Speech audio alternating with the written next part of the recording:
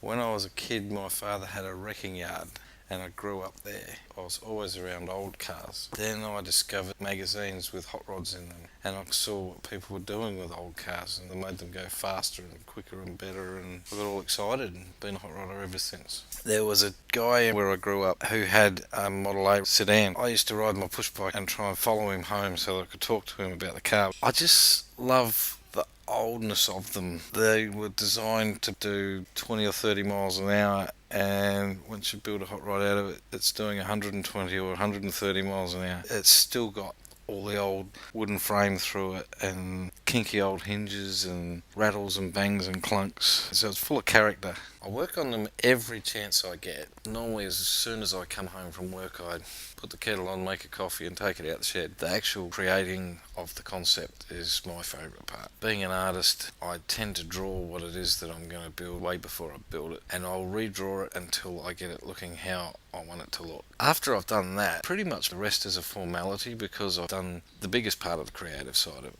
It used to be that to get parts to build hot rods, you would either go out into the country and see if you could find an old car, or you'd go to a swap meet and pick up an old car. But those days are well gone because all the old cars have been picked up. So nowadays it's usually more a case of getting on the internet, tracking down the parts that you want. I'd love to keep them all, but you just can't. Well, if you kept all of them, you just wouldn't have the next one. I have my 53 Chev at the moment. That's basically a finished car. It was my Model A coupe that I'm building. I like to think that when I've finished with a car, I can pass it on to the next generation. Most of these hot rods are built in 1927 through to 1948. We're not the generation that owned that car. We're custodians. We're the third and fourth, fifth owners of those cars. So I think we have a responsibility to look after them and pass them on as a legacy.